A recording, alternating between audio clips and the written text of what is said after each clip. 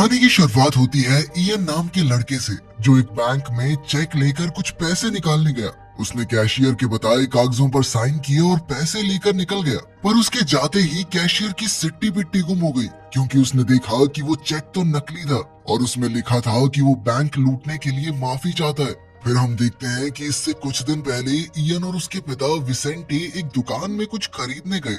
Vicente अंदर गया और इयन बाहर ही उसका इंतजार कर रहा था। इधर दुकान में विसेंटे ने कुछ शराब की बोतल्स अपनी जैकेट में छुपा ली और इयन को इशारा कर दिया। तभी इयन ने बाहर से ही अपनी जादू शक्तियों से ऐसा माया जाल बनाया जिससे दुकानदार को चोरी का पता ही नहीं चला। आखिरकार उनका प्लान कामयाब रहा और विसेंटे चुपचाप दुकान से बाहर आ गया। उसने इयन से कहा कि मैं गाड़ी लेने जा रहा हूँ, तब तक अपना ध्यान मत भटकने देना। और इयन ने भी माया जाल बनाए रखा, पर अचानक वहाँ कुछ लड़कियां आ गई जिससे इयन का ध्यान भटक गया और उसका ये जादू टूट गया। उसी पल दुकानदार को चोरी का पता चल गया और वो हथौड़ा लेकर विसेंटे के पीछे दौड़ी। फिर उसने इयन को देख लिया तो वो उसकी तरफ बढ़ी, लेकिन उसके कुछ करने से पहले ही इयन ने उसे पीछे हट जाने को कहा। अब उस औरत ने गुस्से में इयन पर हमला करने की कोशिश की तो इयन ने बचाव में अपनी बंदूक बाहर निकाल ली, पर जब वो रुकी नहीं तो अचानक इयन ने उस पर गोली चला दी। उसी पल वो औरत जमीन पर गिर पड़ी और उसके पेट से खून बहने लगा। इससे पहले कि कोई उन्हें देखता, विसेंटे तुरंत इयन को लेकर गाड़ी में भाग निकला। उनके जाते ही एक पुलिस वाला वहां आया और उसने देखा कि वो औरत सड़क पर लेटकर दर्द में करहा रही थी, मगर सच तो ये था कि उसे गोली लगी ही नहीं थी, बल्कि बंदूक और खून भी इयन का बनाया एक दूसरा माया जाल था। खैर, इसके बावजूद उस औरत ने पुलिस को चोरी के जुर्म में विसेंटे का पीछा करने को कहा और जल्द ही पुलिस उनके पीछे पड़ गई। ये देखकर विसेंटे काफी गुस्से में था, क्योंकि वो नहीं चाहता था कि उसकी गाड़ी ब्लैक लिस्ट हो जाए। इसलिए उसने इयन से कहा कि जल्दी से गाड़ी का हुलिया बदल दे। इयन ने ऐसा ही किया, पर कुछ देर बाद वो कहने लगा कि मैं ऐसी छोटी मोटी चोरियां करके तंग आ चुका हूँ। उसने पूछा कि वो अपनी शक्तियों की मदद से बैंक क्यों नहीं लूटते, जिस पर विसेंटे ने जवाब दिया कि इसमें पकड़े जाने का खतरा है। अगर किसी को भी उसकी शक्तियों का पता चल गया तो सरकार उसे बंदी बनाकर अपने फायदे के लिए इस्तेमाल करेगी। अब पुलिस तेजी से उनके करीब आ रही थी, इसलिए इयन ने एक और माया जाल बनाया जिसमें पुलिस को लगा कि जोरदार बर्फ पड़ रही है और अचानक उन्हें लगा कि उनकी गाड़ी पलट गई। पर सच तो ये था कि गाड़ी एकदम सही सलामत थी और उन्हें कुछ नहीं हुआ था। तभी हम देखते हैं कि एड्रियाना नाम की एक औरत ने एक सीसीटीवी फुटेज देखी जिसमें इयन अपनी शक्तियों का इस्तेमाल कर रहा था। इसे देखकर एड्रियाना ने चैन की सांस ली, क्योंकि वो बरसों से उसे ढूंढ रही थी। खैर, अगली सुबह इयन ने एक डरावना सपना देखा जिसमें अर्जुला नाम की एक औरत चिल्ला रही थी और उसकी गोद में एक बच्चा था। तभी इयन की आंख खुल गई और विसेंटे ने उसके जन्मदिन पर उसे बधाई दी। विसेंटे उसके लिए कुछ खास बना रहा था तो इयन ने उसका शुक्रिया अदा किया। पर कुछ देर बाद इयन ने कहा कि वो अपना जन्मदिन मनाने आर्केड में जा रहा है। वहीं दूसरी ओर हम कल वाले पुलिस वाले को देखते हैं, जो अपनी एक दोस्त को बता रहा था कि कैसे कल तेज बर्फबारी की वजह से वो चोरों को पकड़ नहीं सके। लेकिन उसकी दोस्त को उस पर यकीन नहीं हुआ, क्योंकि इस इलाके में आज तक कभी बर्फबारी हुई ही नहीं।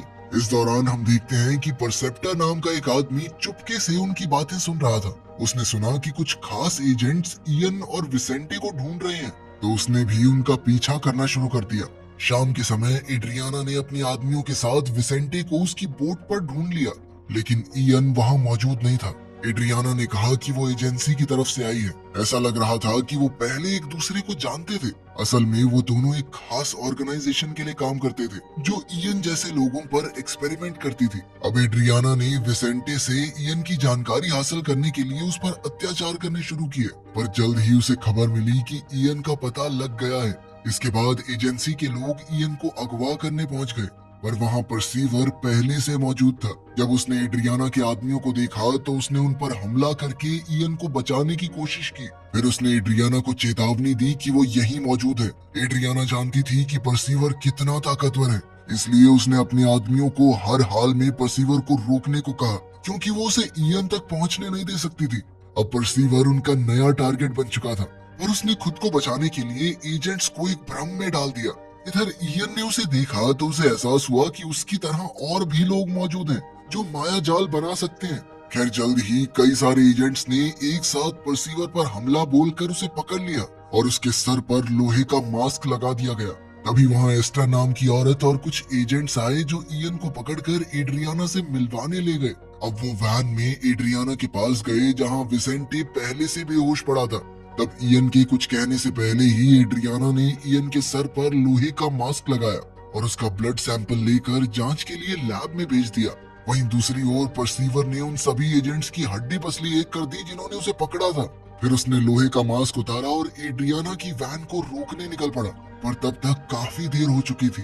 कुछ समय बाद एड्रियाना ने इयन के सर से लोहे का मास्क उतारा और बताया कि वो एजेंसी के हेडक्वार्टर्स में है। इयन ने उससे पूछा कि आखिर वो चाहती क्या है, तो एड्रियाना ने उसे द अवेयरनेस नाम की एक ऑर्गेनाइजेशन के बारे में बताया। उसने बताया कि ये ऐसे लोगों की ऑर्गेनाइजेशन है जो अपनी शक्तियों से पूरी दुनिया को चलाते हैं। एड्रियाना ने बताया कि परसेप्टर इस ऑर्गेनाइजेशन का आखिरी मेंबर है और वो इयन को अपने साथ मिलाना चाहता है। अब एड्रियाना चाहती थी कि इयन उसे वो फॉर्मूला बताए जिससे उसे ये शक्तियां मिली हैं। असल में इसके जरिए वो परसेप्टर को मारने का तरीका ढूंढना चाहती थी। तब इयन को एहसास हुआ कि यहाँ उस पर चूहों की तरह सिर्फ एक्सपेरिमेंट्स किए जाएंगे, तो उसने कहा कि वो अपने पिता के साथ यहाँ से जाना चाहता है। पर एड्रियाना ने कहा कि अपने पिता को देखना चाहते हो तो जैसा मैं कहती हूँ वैसा करो। एड्रियाना ने उसे एक खास तरह का माया जाल बनाने को कहा। इयन ने वैसा ही किया, पर एड्रियाना कहने लगी कि काम पूरा नहीं हुआ है। इस पर इयन कहने लगा कि जब तक मैं अपने बाप को नहीं देख लेता, इससे ज्यादा कुछ नहीं करने वाला मैं तुम्हारे लिए। आखिरकार एड्रियाना इयन को विसेंटे के पास ले गई और तब इयन को एहसास हुआ कि एड्रियाना और विसेंटे तो पहले से एक दूसरे को जानते थे। इयन ने उनसे पूछा कि वो कैसे मिले, जिस पर एड्रियाना ने कहा कि उसे खुद पता चल जाएगा। एड्रियाना ने इयन से कहा कि वो विसेंटे के दिमाग में घुसकर उसकी यादों से सच का पता लगा सकता है। ये सुनकर विसेंटे ने इयन को ऐसा करने से सख्त मना कर दिया, मगर इयन ने उसकी बात नहीं सुनी। तब एड्रियाना ने इयन को अर्जुला की तस्वीर दिखाई और उसे विसेंटे के दिमाग में जाकर देखने को कहा कि अर्जुला कौन है। विसेंटे ने उसे बहुत बार रोका, लेकिन इयन फिर भी उसकी यादों में गया, जहाँ उसे पता चला कि विसेंटे एड्रियाना के साथ कई साल पहले काम करता था और एक दिन विसेंटे ने अर्जुला नाम की उस औरत के बच्चे को चुरा लिया और वहाँ से भाग निकला। तभी अचानक इयन उसकी यादों से बाहर आ गया और एड्रियाना ने उससे पूछा कि उसने क्या देखा। इयन ने उसे उस बच्चे के बारे में बताया जो विसेंटे ने चुराया था। तब जाकर इयन को एहसास हुआ कि वो बच्चा कोई और नहीं बल्कि वो खुद है, यानी विसेंटे उसका असली बाप नहीं है और वो औरत अर्जुला जो उसके सपने में आई थी वो ही उसकी माँ है। इस पर एड्रियाना कहने लगी कि हो सकता है तुम्हारी माँ अब भी जिंदा हो और मैं तुम्हें उसे ढूंढने में मदद कर सकती हूँ। खैर फिर वो इयन का ब्लड एनालिसिस देखने के लिए कमरे से बाहर चली गई। इसके बाद वो अपने बॉस से मिली और उसे बताया कि इयन की रिपोर्ट्स ठीक नहीं आई हैं।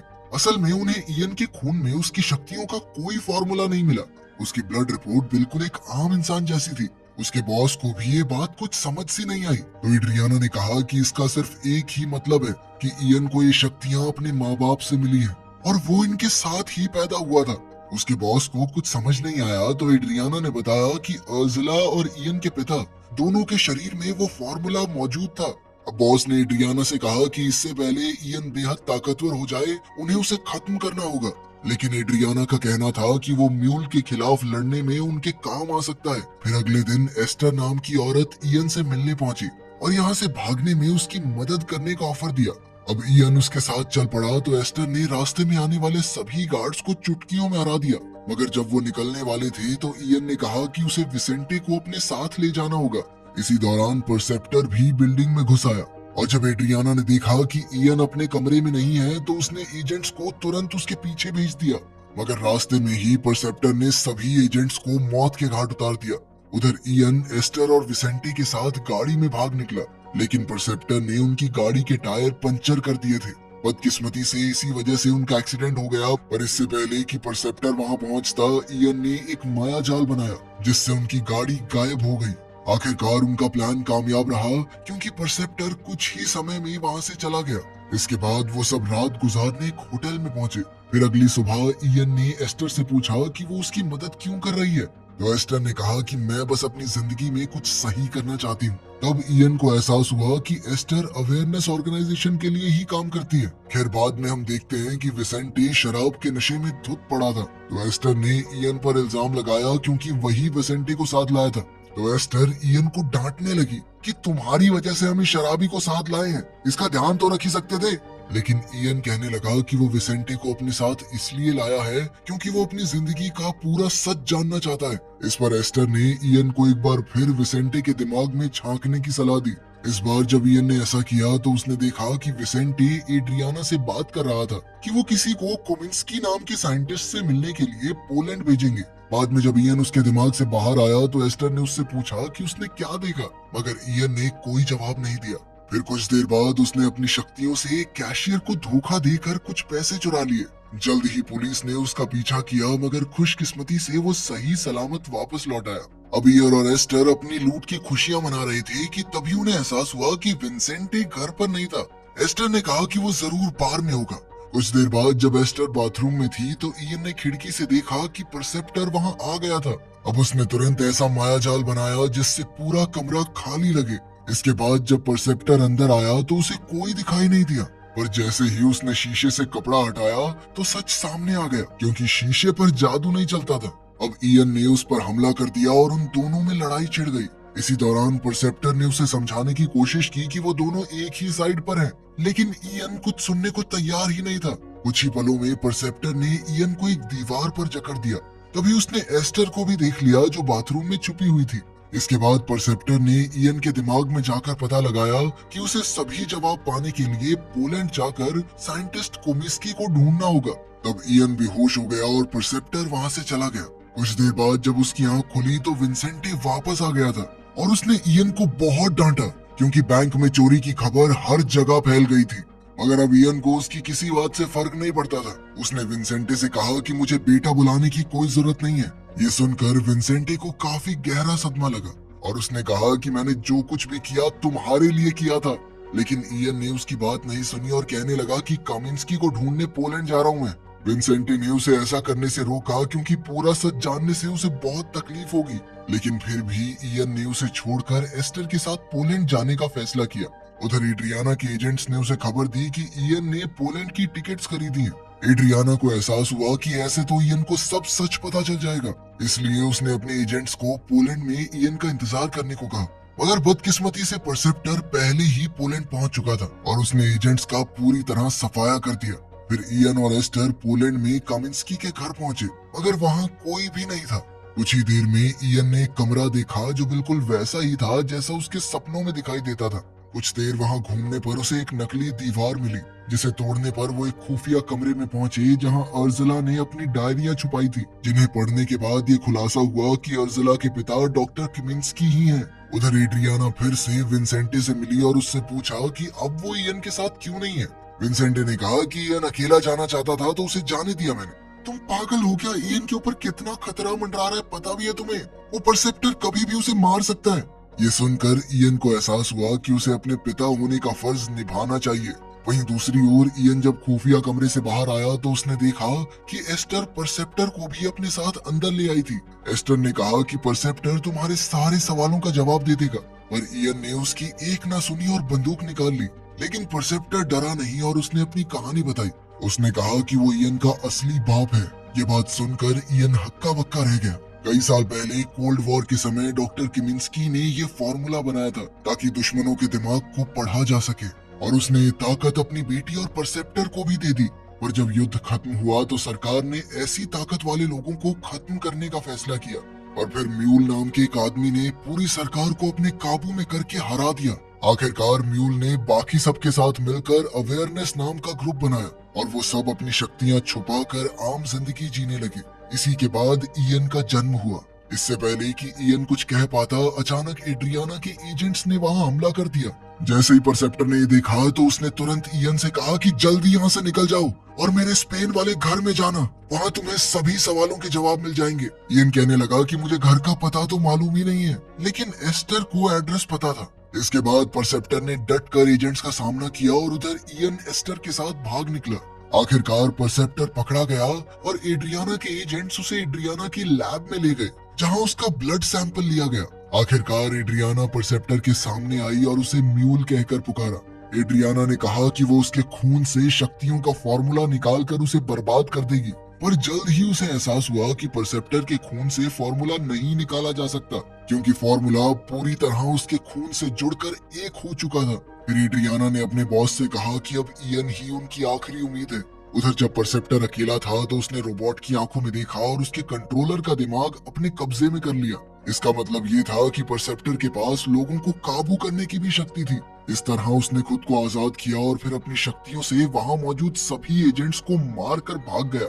वहीं दूसरी ओर जब इयन और एस्टर परसेप्टर के घर पहुंचे तो इयन ने देखा कि उसकी मां अब भी जिंदा थी, लेकिन एक्सपेरिमेंट्स की वजह से उनकी हालत मुर्दों जैसी हो गई थी। इयन अपनी मां के दिमाग में गया तो उसे परसेप्टर दिखाई दिया और उसने कहा कि उसे दुख है कि इयन को अपनी मां को इस हालत में देखना पड़ रहा है। खैर फिर परसेप्टर ने कहा कि इयन अर्ज़ला की याददाश्त के जरिए उससे बात कर सकता है। जैसे ही इयन अर्ज़ला के दिमाग में घुसा तो उसने एक जवान अर्ज़ला को देखा जो अपने छोटे से बेटे के साथ खेल रही थी।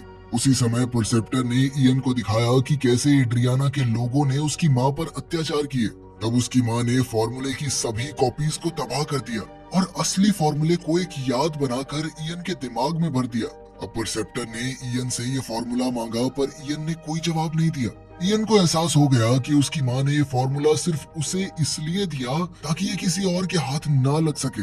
अब परसेप्टर का पारा चढ़ गया और उसने जबरदस्ती इयन से फॉर्मूला लेने की कोशिश की, पर जैसे ही वो इयन की ओर बढ़ा तो एक अदृश्य दीवार ने उसे रोक लिया। कुछ ही पलों में वो असलियत में लौट आए और इयन को एहसास हुआ कि उसकी मां ने सिर्फ उस फॉर्मूले को बचाए रखने के लिए कितने दर्द सहे थे। उसी वक्त एड्रियाना और उसके एजेंट्स कमरे में घुस आए पर इयन बहुत गुस्से में था और उसने सब पर हमला कर दिया। अब उसकी भी तीसरी शक्ति जागृत हो गई थी, जिससे उसने एड्रियाना और उसके एजेंट्स का दिमाग काबू करके उनसे अपने ही सर पर बंदूक तनवा दी। एड्रियाना ने उससे रुकने की भीख मांगी, पर तभी परसेप्टर ने वहां आकर इयन से कहा कि उसे इन सबको मार देना चाहिए क्योंकि इन्होंने उसकी मां पर इतने जुल्म ढाए थे। उसी समय एड्रियाना ने खुलासा किया कि अर्ज़ला तो बहुत समय पहले मर चुकी है और अब जो उसने देखा वो सिर्फ परसेप्टर का बनाया एक माया जाल था। ये सब सुनकर इयन का गुस्सा और बढ़ गया और वो सबको मारने को तैयार हो गया। तभी विसेंटे वहां आया और इयन से कहा कि परसीवर सिर्फ उसका इस्तेमाल कर रहा है, उसके बहकावे में आकर इतने लोगों का कत्ल करना ठीक नहीं होगा। तभी परसीवर ने इयन को विसेंटे को मारने को कहा, मगर इयन ने कोई जवाब नहीं दिया। अब इयन ने विसेंटे को वहां से जाने को कहा, पर विसेंटे वहीं रुका और कहने लगा कि तुम्हें ऐसा कुछ नहीं करना है जिससे बाद में पछतावा हो। तब इयन ने कहा कि वो एड्रियाना और उसकी ऑर्गेनाइजेशन से बदला लेना चाहता है क्योंकि उन्होंने उसकी मां पर अत्याचार करके उसकी ये हालत कर दी थी। मगर अचानक परसेप्टर ने विसेंटे को गोली मार दी और तभी इयन का जादू टूट गया, जिससे एड्रियाना और उसके एजेंट्स आजाद हो गए। फिर परसेप्टर एस्टर को लेकर भाग गया। इयन ने विसेंटे को संभाला तो विसेंटे ने उसे अपने दिमाग में जाने को कहा। इयन ऐसा नहीं करना चाहता था क्योंकि विसेंटे की हालत ठीक नहीं थी, पर फिर भी विसेंटे ने किसी तरह उसे मना लिया। फिर इयन ने देखा कि असल में किमिंस्की इयन पर एक्सपेरिमेंट करना चाहता था, इसलिए उसकी मां ने ही इयन की जान बचाने के लिए उसे विसेंटे के हवाले किया था। विसेंटे ने पूरी जिंदगी इयन की रक्षा करने में लगा दी। ये देखकर इयन फूट फूट कर रोने लगा। आखिरकार विसेंटे की मौत हो गई और अब इयन ने गुस्से में बंदूक उठाई और परसेप्टर को ढूंढने निकल पड़ा। परसेप्टर पास की ही एक बिल्डिंग में एक पार्टी में छुपा हुआ था। अब इयन एस्टर की आवाज का पीछा करके वहां पहुंच गया और अपनी शक्तियों से सभी लोगों को नीचे गिरा दिया। तभी परसेप्टर ने लोगों पर कब्जा करके इयन पर हमला बोल दिया, मगर इयन सबको हराता चला गया। जल्द ही एड्रियाना ने वहां आकर उसकी मदद की। अब इयन ने परसेप्टर को मारने का फैसला किया क्योंकि परसेप्टर ने फॉर्मूला पाने के लिए उसका इस्तेमाल किया था। पर तभी परसेप्टर ने एस्टर पर बंदूक तान दी और कहने लगा कि अगर तूने फॉर्मूला नहीं बताया तो इसे अभी मार दूंगा मैं। उसी समय एड्रियाना को एहसास हुआ कि वहां कोई और भी मौजूद है और उसने इयन से कहा कि एस्टर असली नहीं है, बल्कि ये भी परसेप्टर का बनाया हुआ एक भ्रम है। इयन कुछ समझ नहीं पाया और उसे महसूस हुआ कि वो एस्टर को चाहने लगा था। परसेप्टर अब भी एस्टर को मारने की धमकी दे रहा था तो इयन ने उसे गोली मार दी और वो वहीं मर गया। आखिरकार एस्टर की जान बच गई। हालांकि वो जानती थी कि वो असली नहीं है, पर फिर भी उसने दौड़कर इयन को गले लगा लिया। आखिर में इयन ने अपनी माँ और पिता विसेंटे के लिए कब्र बनवाई और वादा किया कि वो इस फॉर्मूले को कभी गलत हाथों में नहीं जाने देगा। वीडियो पसंद आई तो लाइक कर देना, चैनल को सब्सक्राइब कर लेना। मिलते हैं अगली वीडियो में।